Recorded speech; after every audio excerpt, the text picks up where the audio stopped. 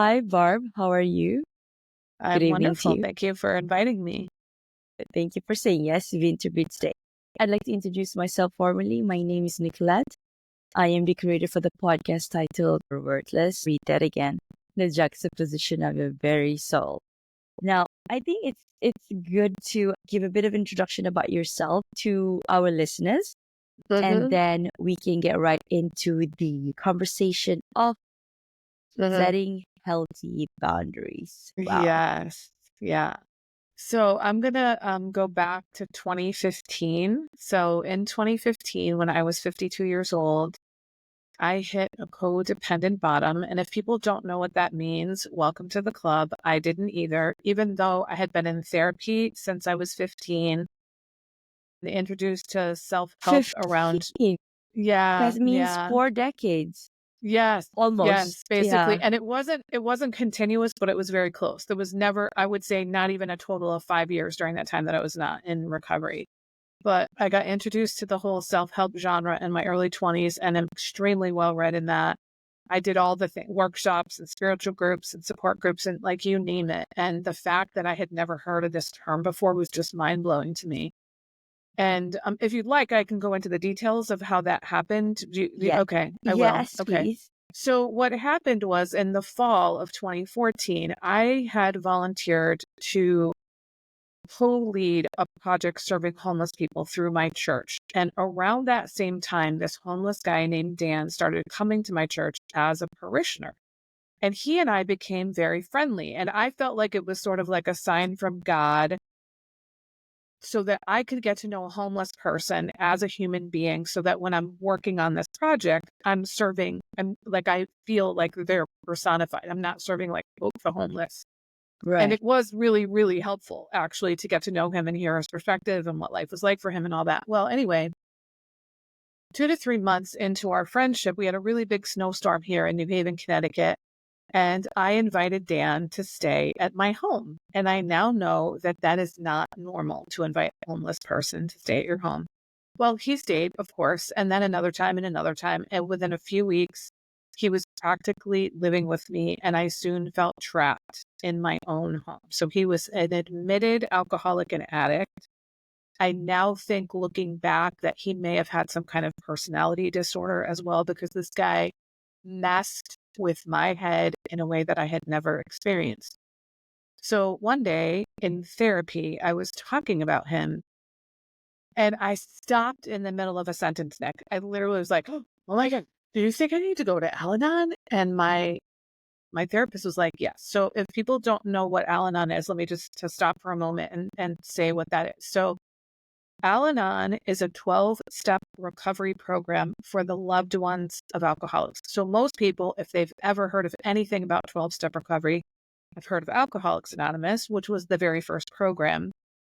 Al-Anon was the very second 12-step program. These were both created in the 30s and 40s in the United States, and now they're worldwide, and there's some 200 and something 12-step fellowships. But in any case, and you may be wondering, why do the loved ones of an alcoholic need a 12-step recovery program? And that is because the things we sort of do naturally that we think are going to help our loved one quit drinking, go to rehab, go to Alcoholics Anonymous, become sober, actually are counterproductive.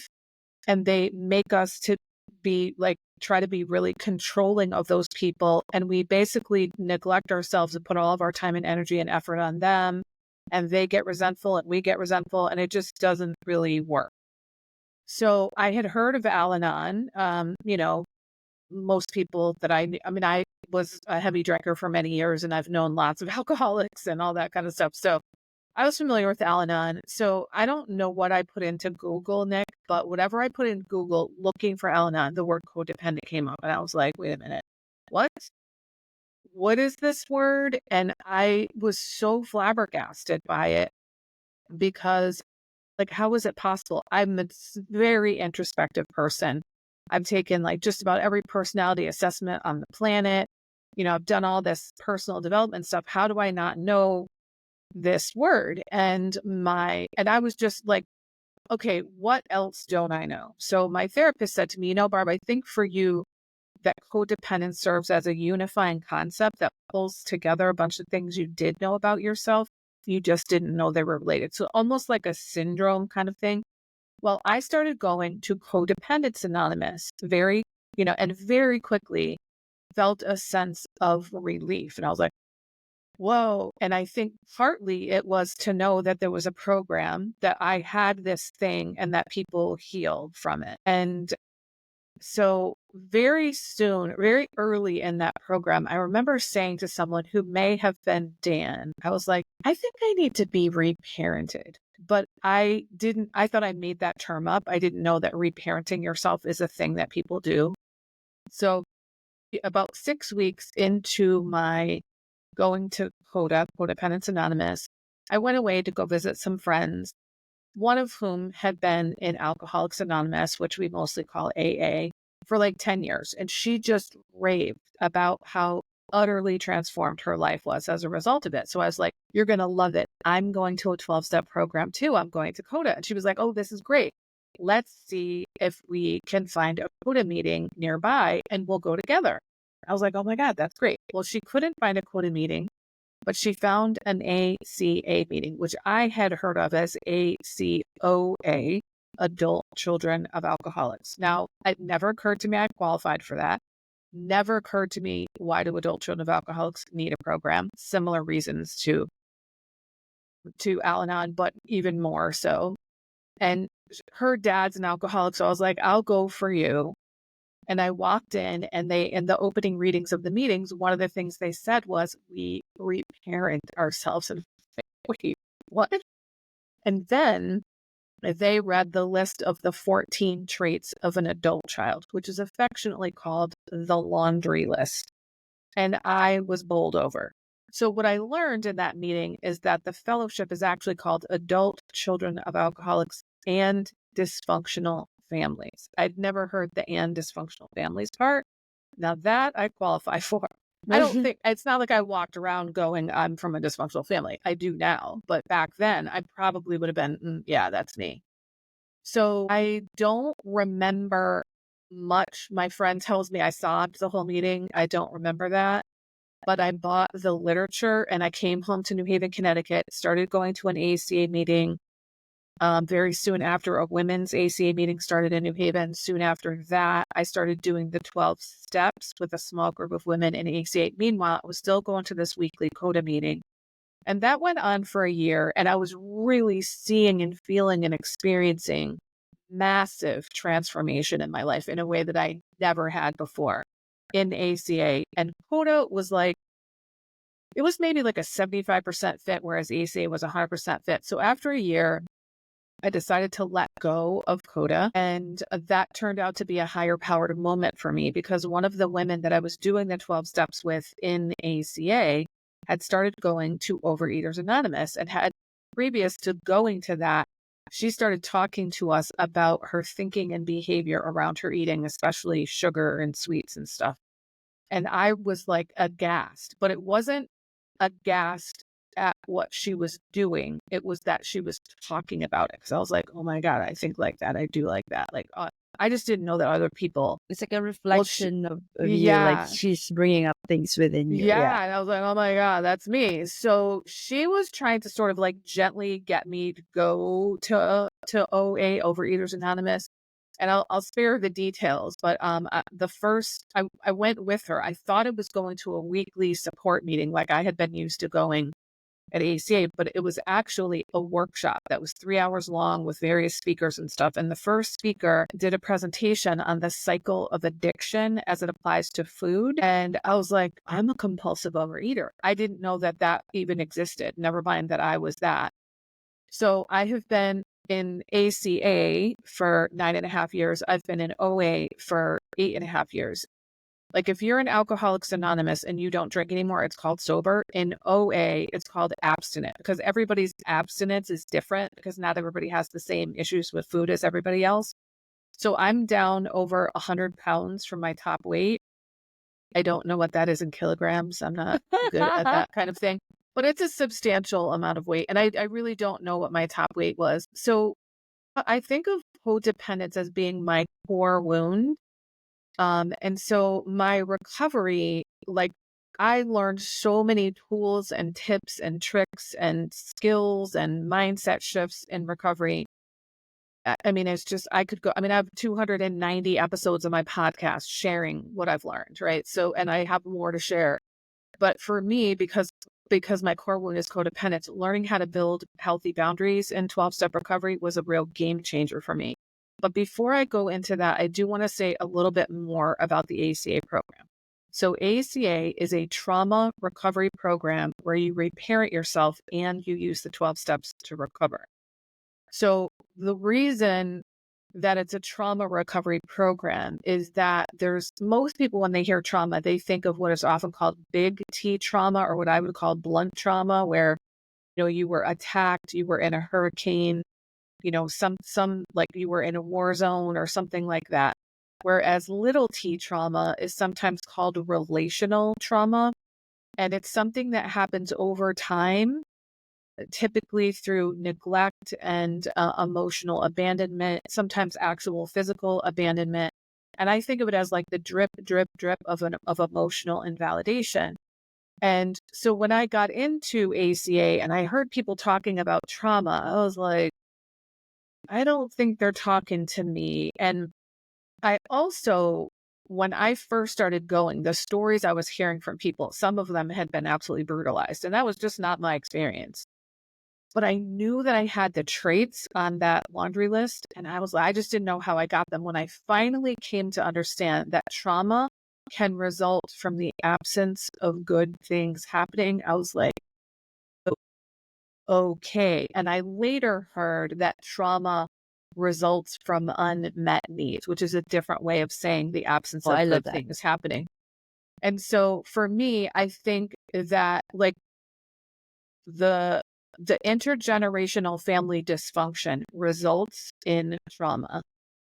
Most people who have unhealthy boundaries have trauma. In fact, most people that have addictions and compulsions also have trauma. It's something that's like in the last 20 years is becoming more and more well known. There's a lot more research on it and that sort of thing. And then where the reparenting comes in, I'm not going to go into a lot of detail. If we have time later and it seems of interest, I can go into more detail. But essentially, reparenting can be as simple as you are good and kind to yourself. Because what happens when you grow up in trauma and you have poor boundaries and you're codependent and all that stuff is you tend to rake yourself over the coals and blame yourself for everything. And so just merely stopping that and then like being good and kind to yourself, that's the most basic form of reparenting, but it usually is much more complex than that. So what I mean by that is that we cultivate this whole inner cast of characters. This is based on internal family systems theory, or IFS, which is a modality of therapeutic healing where we recognize that we have different parts, and most people can identify with that. Like you might say, well, a part of me wants to go home and nap, and another part of me wants to go hang out with my friends. Like that's a real thing. There are parts of you. In internal family systems theory, they label them things like firefighter parts and manager parts and exile parts and all that stuff. At ACA, we say we have an inner critical parent, that's the nasty voice. We have an inner child, maybe an inner teenager. And then our job is to cultivate an inner loving parent internally so that when their presence becomes more known, that inner critical parent will sort of back off and then the inner child feels free to express themselves. And I know that for some people, this may sound like craziness, and you can go ahead and think that is the most unbelievably healing stuff. And January of last year, so when I was in the program almost 8 years, is when my real reparenting, I dabbled in reparenting before that. And I really, really got serious about it and started checking in with my inner child consistently. Whereas previously I would only do it when something bad was happening or I was really upset. And it changed everything. And the kind of healing that I've experienced in the last couple of years since I've really, upped my game in terms of my reparenting, the healing has been incredible. I do want to shift and say a little bit about boundaries, and then I'll pause so you can, stop being I asked love it questions or because comment or whatever. you're a host too. Hi, I'm Nick Nieras, your host of the Your Wordless podcast. Now, if this real raw stories hit home, don't wait. Please follow, like, and subscribe my Spotify and YouTube. For bite-sized inspirational reels, follow me on Instagram, TikTok, and LinkedIn. Don't wait. Your transformation starts today. Thank you, and bye for now. Yeah. So what happened for me, Nick, is that in the first 2 to 3 years in recovery, I learned how to build boundaries through this sort of meandering haphazard path. It's not like people were like, here's a book, let's teach you boundaries. That's not how it worked. It just was one of the many things that happened for me. And once I had healthy boundaries, I was like, this is amazing. Like, wow, my life is so much better. I I know never who I thought am. saying no can be this liberating.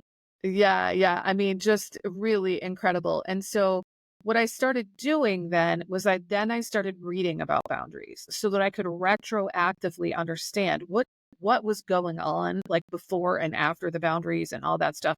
And as I was doing the reading, I would make these little drawings to sort of like visually depict like what they were talking about because I'm a pretty visual person. Well, those drawings turned into handouts, which turned into a workbook, which is now the backbone of my boundaries coaching program. So what I've developed is an accelerated process for people to learn how to build healthy boundaries in a matter of weeks through a very structured program rather than this meandering haphazard path that I went through. So you don't have to take 2 to 3 years like I did. And it's been really incredible. And to be honest with you, many of my clients within 4, 5, 6 weeks are already making dramatic transformations because once you understand, like understanding is a huge part of it, and then having the ability to follow through on your understanding obviously is the harder part. This is where coaching comes in because you have someone like coaching you on your your specific situations, issues, relationships, what to say and all that kind of stuff. So I will stop there and let you ask me whatever you want to ask me. Okay, from the conversation, from whatever you explained, I could pick up few things. So there were three things you talk about. You talk about and the one that I'm most intrigued is actually what happened to the guy. What happened to Dan? And then number two, you talked about inner child. Did that resonance with why you developed that codependency with Dan? And number three, the alcoholic. How did it come about? So are they related? Do they have like some common theme, or they're all different? And then I'm gonna ask about boundaries after that. Okay. So the first question is what happened with Dan? Well, Yes. I eventually developed the ability to get him out of my house, but I cannot tell you how exceedingly painful it was. I felt like I was going to die. And this was a man I knew for a matter of months. And so what I now know, looking back, is that was a trauma response that I was having. And it's actually like inflamed my abandonment wound from childhood. And so it wasn't about Dan. It was about childhood, but he was sort of like inflaming it. I don't know how else to say that. Right. He was triggering it. Triggering it, yes. And it was like I felt this exceedingly strong compulsion to take care of him and be responsible for him. And to relinquish that responsibility made me feel like I was going to die. So I eventually was able to get him out of my house.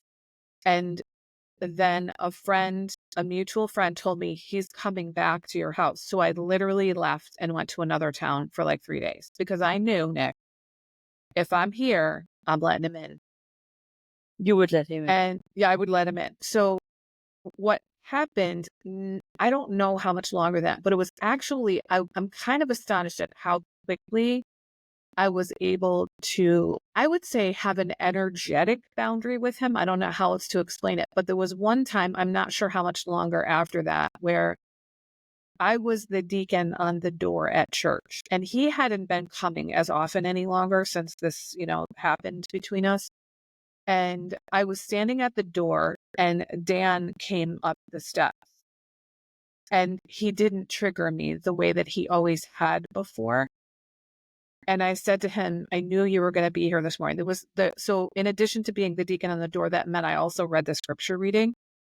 I was going to be reading the scripture reading during the service. So I had read it ahead of time. And whatever it was, I just was like, Dan's going to be here today. I just know that he's going to be here today. And I could tell by looking at him that he knew that he didn't have the effect on me that he used to. And I never saw him again after that. I later heard, I don't remember how much longer, definitely more than a year, that he somehow made his way to Texas and then eventually that he died. But I don't know any details about that. But that was the most painful thing I have ever been through in my entire life. That emotional pain was just, it was just, so this might help people understand what I'm talking about. In our literature, it talks about that abandonment wound as being a soul wound. Like that is how deep that is. So this is how serious codependence can be. And now I've lost track. Oh, the next question was the inner child. Did I feel like so I've never thought of that before, but it was a while before I made any kind of connection with an inner child, and Dan was gone by then. I don't think so. I don't think there was a connection there. And then I know the third question was about alcoholic, but I don't remember what. Yeah, but okay, now that you mentioned you expanded on Dan, like, why was that sense of being abandoned amplified with Dan? So the thing about abandonment is that it's emotional, and it's when you don't have boundaries, you're enmeshed with other people. So it's like you're sort of blended with them, and anybody can fill the gap. And I would say my primary codependent relationships were romantic, but as I got further in recovery, I realized, no, I was codependent with all my friends. I was codependent with my colleagues, and I was codependent with my family too, but it was worse in my romantic relationships. I don't really understand what I do now. I believe that Dan was an angel sent to my life To get heal me to this hit a part of you. codependent bottom, Yeah. to get me to become a boundaries coach, because I can coach people on this stuff in a way that someone who hasn't been through it is not going to be able to do it. Because I know, because the feelings work is the most difficult part of building healthy boundaries, because the reason that people either don't set boundaries or cave when they set them is Yeah. because of the feelings, typically of guilt and shame. And they're paralyzed by them. It's debilitating. Like I've mentioned several times, I felt like I was going to die, like internal emergency in my system. I am not exaggerating. And I'm sure there are people listening who understand exactly what I'm talking about. And so the idea is that, when someone else comes along and they fill that gap that you had, it doesn't matter whether you initiate the splitting. So I asked him to leave, but it didn't matter that I initiated it. He was there and then he was gone. Or even thinking of him leaving was super triggering for me. Yeah. And actually, part of it is that my identity was a rescuer and a fixer and a savior. So if he's not here, who am I? If I don't sit right. And so here's the other thing is that I just realized I think I have an alarm for my medication going to go off on my phone, and I want to turn it off so it doesn't. I'm sorry. That's okay. So the way that this kind of thing typically works is that we believe subconsciously that if the world around me is okay, especially the people, then I will be okay. So if I can fix you, Yes. then I will be okay. So if I fail at quote fixing him, then I have failed. So I am worthless. Yeah, my very identity is lost, and yes, I'm worthless. Yes. I don't think I've ever articulated that like that before. I really appreciate you asking me that question because I think that's super important and really, really helpful for me to be able to say that like that. So it's my identity is I'm a fixer and a helper. Who am I if I don't have someone to fix? And it's like, I'm going to be okay if you're okay. And there's, I heard a phrase early in recovery. I wrote it on a sticky note. To this day, it is on the mirror in my bathroom. And it's something like this. Like it is a myth that if only everything outside of us were okay, we would be okay. And people have probably heard it said, like, it's not what's on the outside, it's on the inside that really matters. I mean, this is what we're talking about. So this is why. And so the thing about building boundaries is you must keep the focus on yourself to build boundaries. Well, codependents are focused out there on people, places, and things. What is he doing? What is she doing? What are they doing? What does he need? What does she need? What do they need? What does the organization need? If you're involved in a nonprofit organization or a cause, what does the cause need? So when you're codependent like that, which basically means you're focused outside yourself, all your energy is going in the outward direction. So if that wasn't bad enough, it's all going out. It's going to things you can't control. So the Control. drain is endless. It is And literally an endless drain of energy. Whereas if you turn that around and you put the focus on yourself, you're actually putting your effort towards something you can actually control. And some people say to me, but I can't control myself.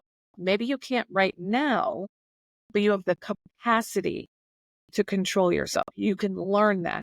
You do not have the capacity to control other people, places, and things. You just don't. And you're never going to develop that capacity. But you can learn when you start to put the focus on yourself to be able to control yourself. And so you energize yourself by putting the energy in the direction of something that you can control. And one of my mantras to my clients is keep the focus on yourself. I tell them, this is what I tell them. And this is funny and, dramatic, but I say, here's my top 5 rules for building healthy boundaries. Keep the focus on yourself, keep the focus on yourself, keep the focus on yourself, keep the focus on yourself, keep the focus on yourself. Like that's how important it is. And I started saying that, Nick, to people because the first time that I piloted a group coaching program, I wasn't getting my point across. So I just on the fly just said that like that, and they all laughed, but it was the thing they remembered, right?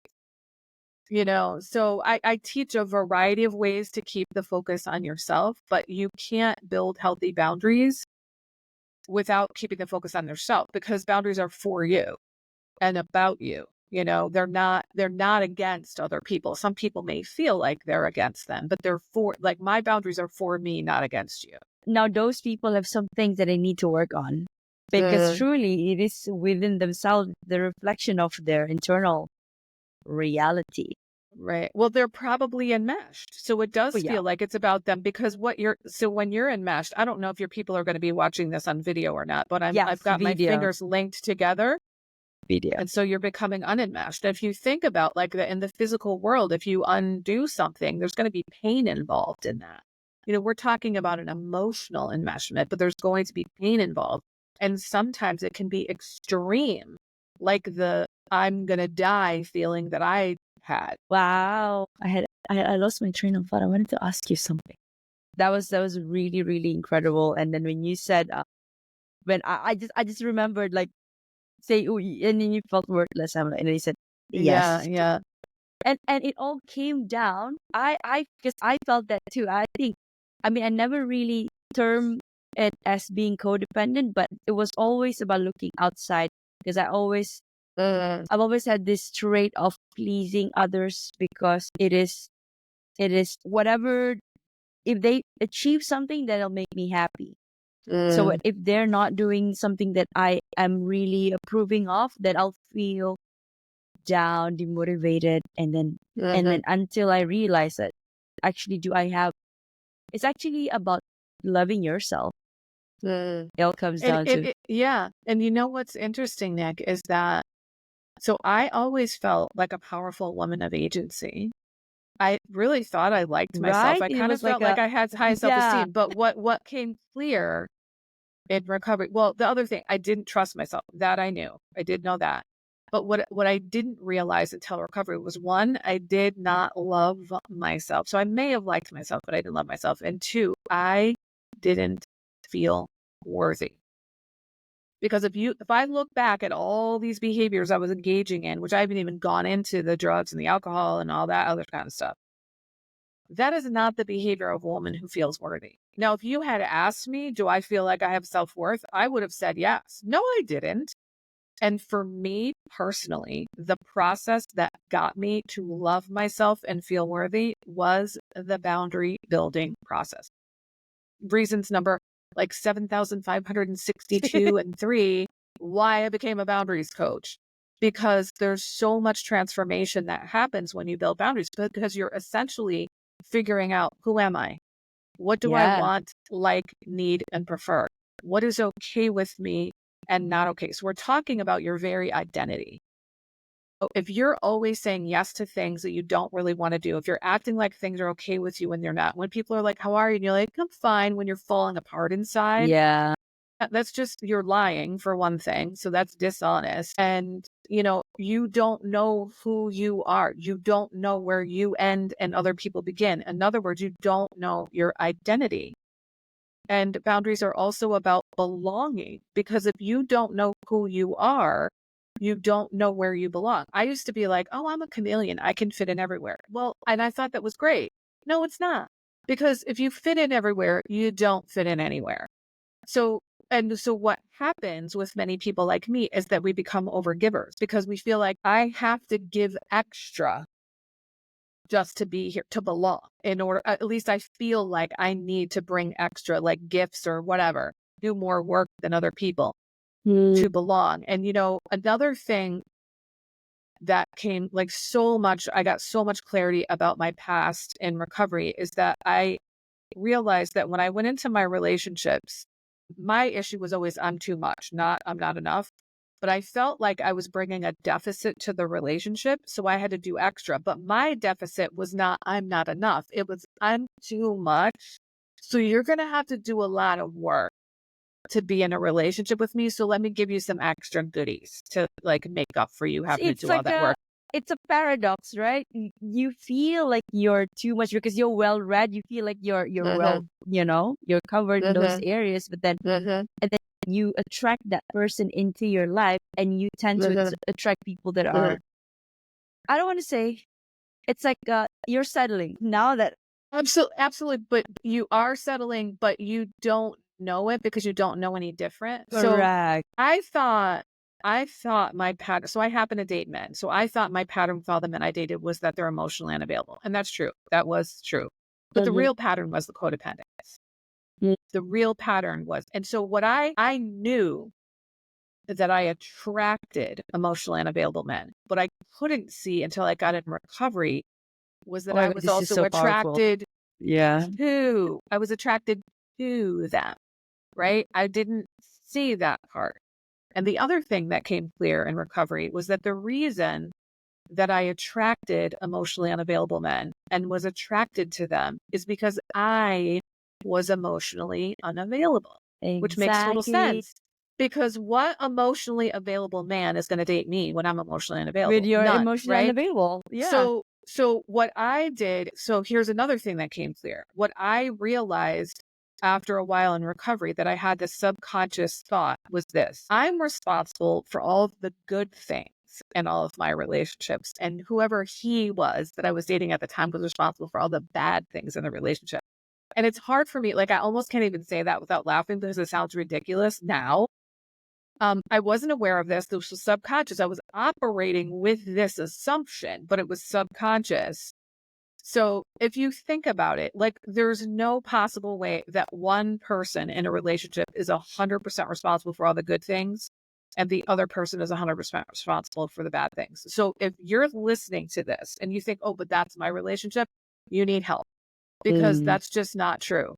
If Mm-hmm. you truly believe your partner is responsible for everything, then you need a wake up call because it's just not possible for that to happen. That comes in. I just when you said that, it reminds me of being. There's some traits of narcissism there. Like because if you Yeah. think that you're, Yes. Yes. yeah, like Yes. you're I'm all all good and good. you're all bad. And it's black and Yeah. white thinking too, Uh-huh. and it's victim mentality too. It's happening Yeah. to me, like so that's another thing is when I did my relationship inventory and recovery, I started to see that with every single guy, I was like, well, if he would just fill in the blank, then everything would be okay. And I See saw the that in keyword. every If he would just, past, yeah, right, right. yeah. And so what that is, that's victim mentality. And so what I was basically saying was, I don't have anything to do with the status of the relationship. It's happening at me or to me. And that's not, I'm 50% of it. And here's what's really the kicker, the funny thing, Nick.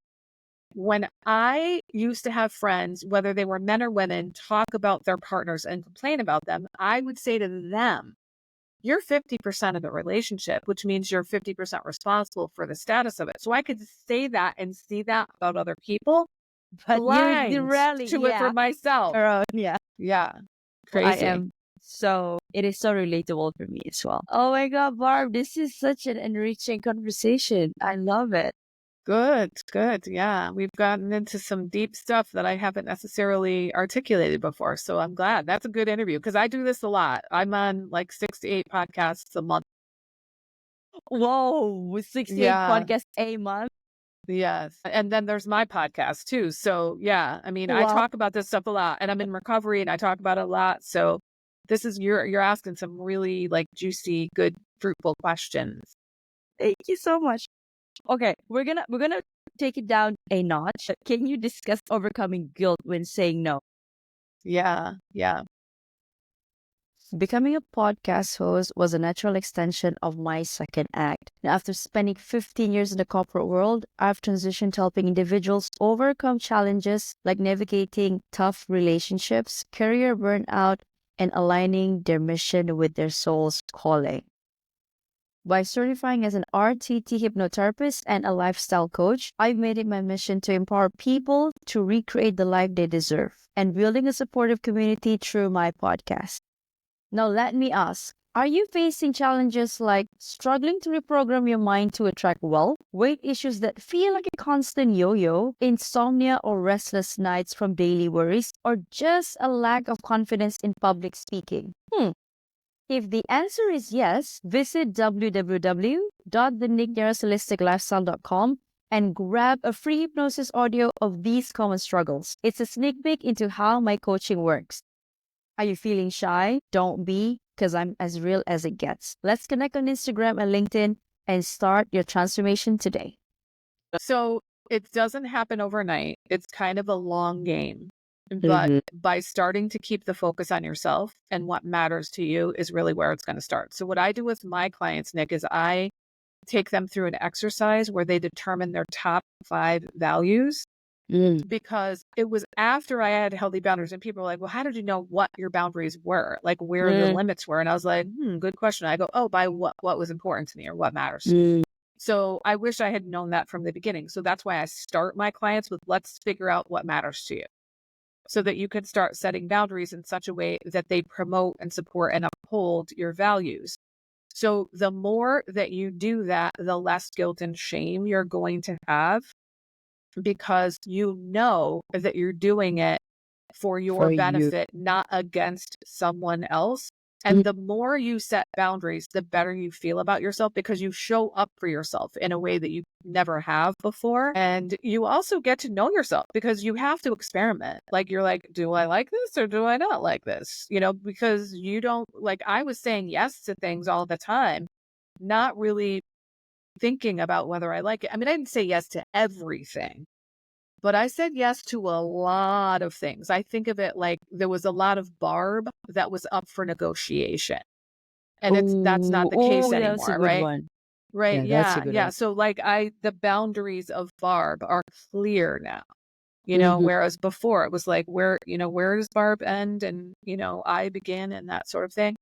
So the way to overcome the guilt and shame is to focus on, first of all, figure out what matters to you. What I start with top 5 values, and then also start doing more things that you like and enjoy and that give you energy, and doing less things that you don't like That and that drains drain you. you. That's called boundaries. So like you set boundaries around those things. And as you start and you give those things to yourself, it's like you get shored up. And what eventually happens, the way I think of it, the language I use is I'm situated in me now. I'm situated in me and in my body and in my life. Whereas I was fragmented and partially in other people. I wasn't situated in here at all, and so it's not something, the guilt does not go away overnight. It's something that, it takes some time. Having people in your corner is really helpful. So when I was building boundaries in 12-step recovery, I was in a step group with 3 other women. The 4 of us, together did the 12 steps. And so we had each other's backs. And so they sometimes literally held my hand, but mostly metaphorically held my hand. And they would say things like, keep your hands away from the keyboard. Do not respond to that email. Or you deserve to set this boundary, or you're not a bad person for doing this, or like, he's your ex-boyfriend, Barb. You don't owe him anything. You don't have to talk to him, like stuff like that. And I don't think I understood for a couple years just how valuable having them as my companions are. This is one reason why having a boundaries coach can be super helpful, because you have a person that's dedicated specifically to you. Sounding board. And I think, right, well, not just a sounding board, but they like shore you up. They're behind you, and they're helping you with like what to say and when to say it and where to say it, and checking in with you before and after you set the boundary, and helping you process your difficult emotions and affirming you and all that kind of stuff. So it's almost like, like I prop up my clients to a certain degree to give them the confidence and the assurance and the reassurance that, they can do this and that I'm with you. And another reason why it's really helpful to have people that are on your side, whether it's a boundaries coach like me or people in a step group or something like that, is that most of us with unhealthy boundaries grew up in family dysfunction. And so we were either enmeshed or abandoned or both, which is most of us. That was me. So when we go to set boundaries, it's pretty clear this is the opposite of enmeshment. It's not that, but it sort of feels like abandonment, because we don't know anything other than abandonment. We don't know what healthy separation is. We know abandonment and enmeshment. So when you go to set a boundary with someone, you can feel like, I'm going to feel abandoned and I'm going to abandon them, and I feel guilty about that.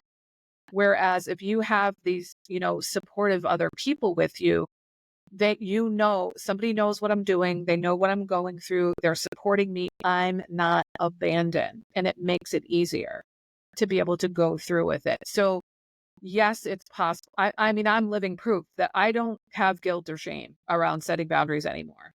I just don't, and I mean, there might be a teeny tiny little trickle every once in a while, whereas it used to be like a waterfall of like just a flood of just horrendous guilt and shame, inner chemicals just flooding my body. And I just don't have that anymore. And it comes in time.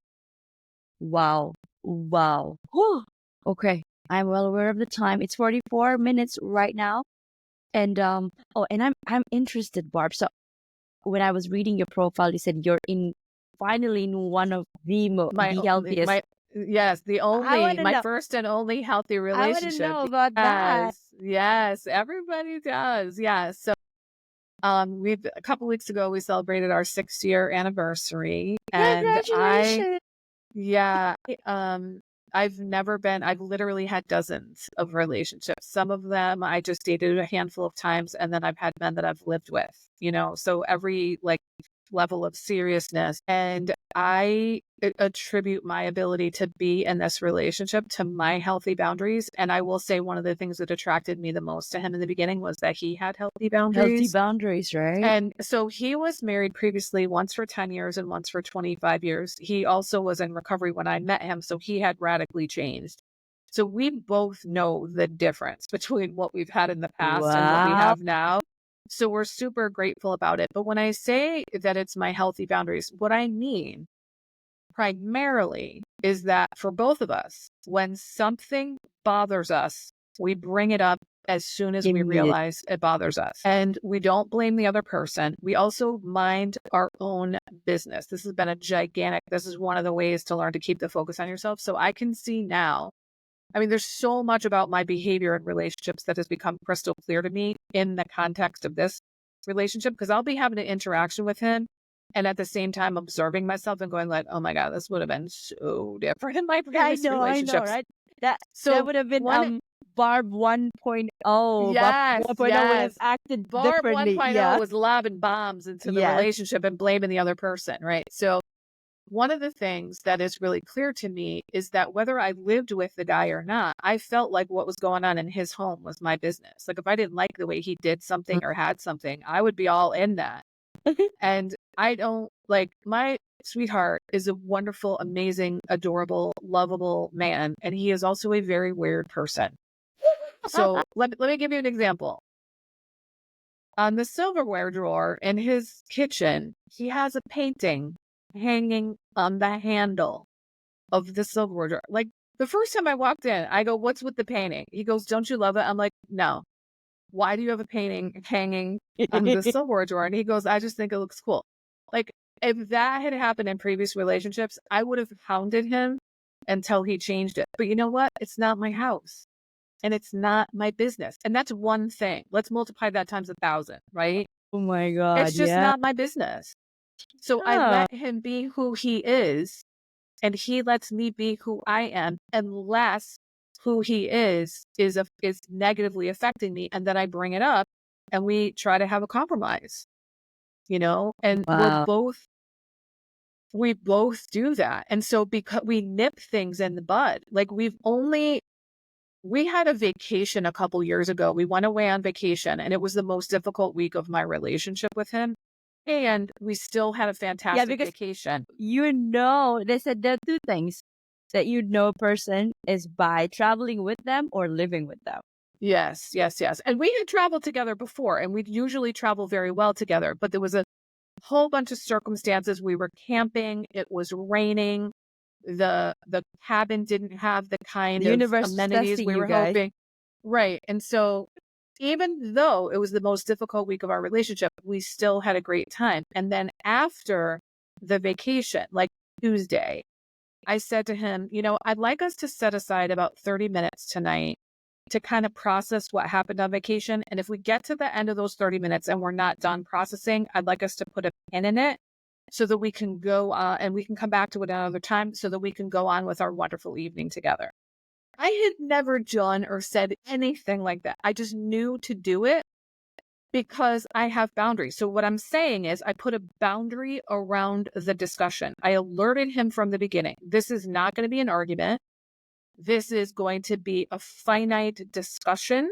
And I want to get to the yummy, delicious part of the evening where you and I are just a couple of lovers hanging out together. Now, that particular time, we were able to process everything we needed to process in less than 30 minutes.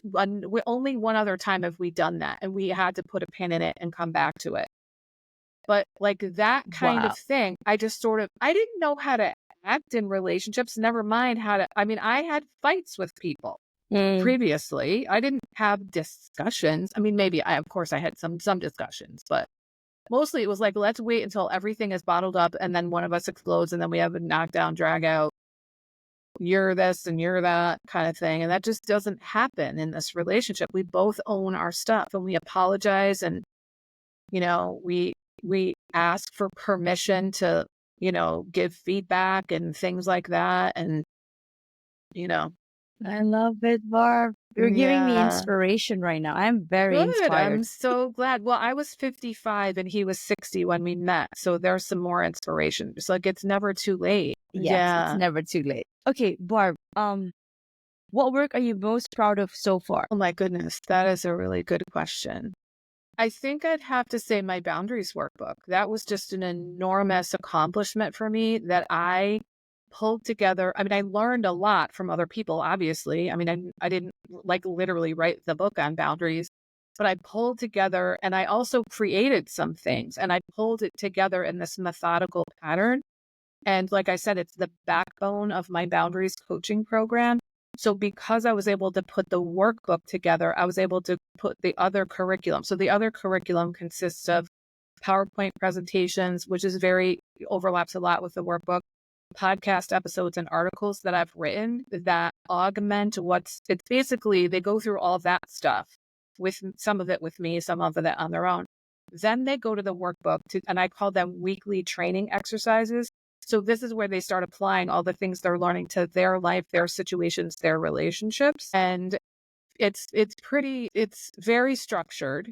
And the thing is, people with poor boundaries need structure. I mean, I think most people do well learning in structure, but people with poor boundaries really need structure. So I would say that's the thing I'm the most proud of. And thank you for asking, because nobody's ever asked me that. You're very welcome. I love your answer too. When you were explaining those things, I was reflecting on myself as well. Wow. Okay. I'm gonna go implement all of those things she mentioned. Yeah.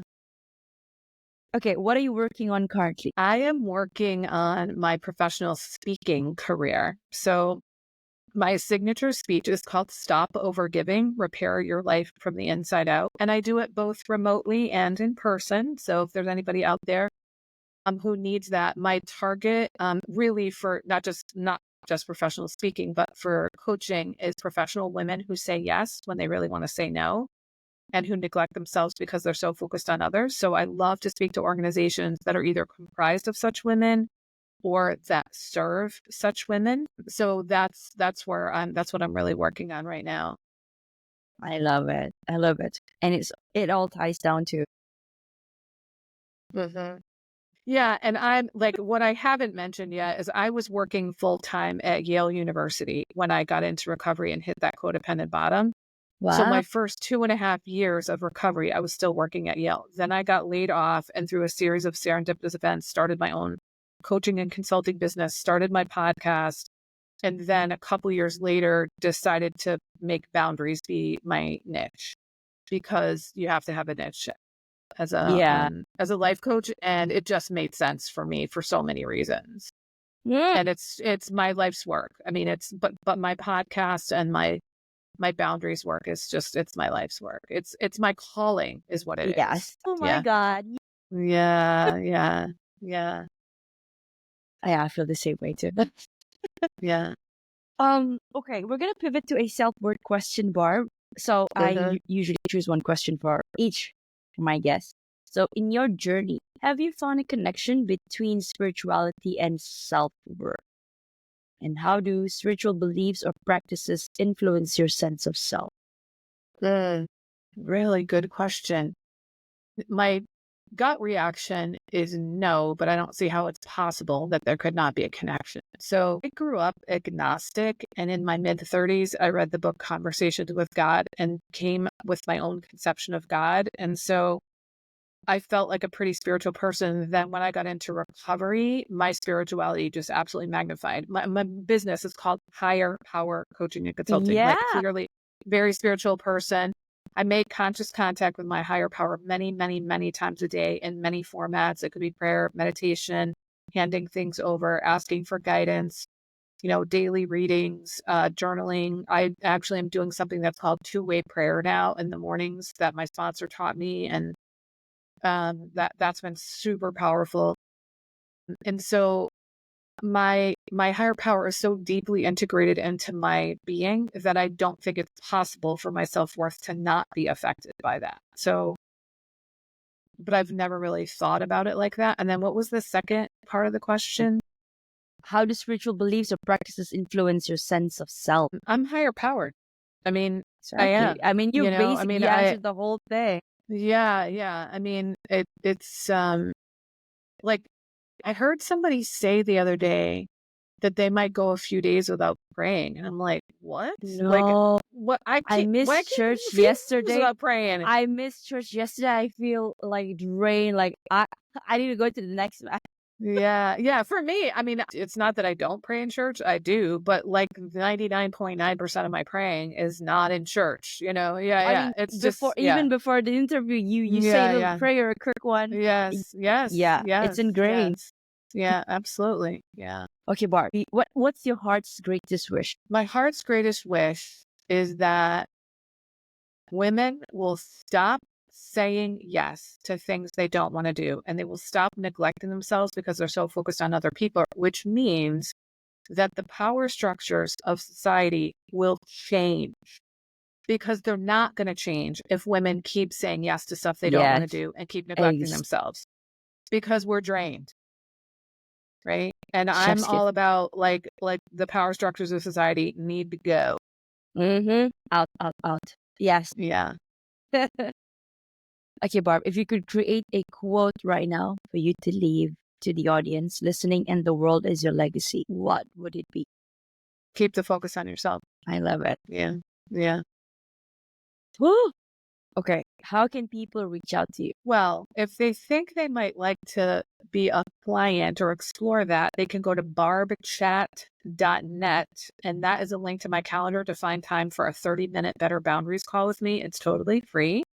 Since they're listening to a podcast, they might just hop on over to my podcast, fragmentedtowhole.com. And then my favorite place to hang out on social media is on Instagram. I'm at Higher Power Coaching, and there are links to everything about me in my bio there. Beautiful. And they can also go to fragmentedtowhole.com if they want to go onto the web to find my podcast. Brilliant.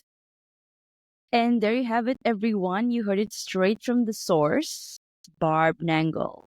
Before we wrap up, I'd like to thank you personally, Barb, for the incredible work you're doing for the world. Despite the challenges, you continue to push forward, paving the way for those that will follow in your footsteps. Your dedication is truly, truly inspiring. Thank you so much. And for our listeners, this has been that podcast with that provocative title, You're Worthless. Read that again. The juxtaposition of your very soul. Now, if you've ever found yourself feeling worthless, you're not alone.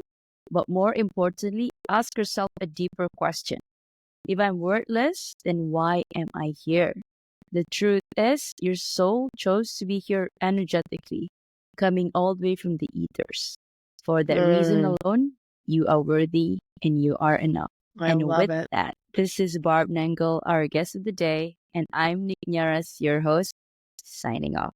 Thank you so much, Barb, for your time. Thank you. This was delightful. I can't believe an hour's gone by. No.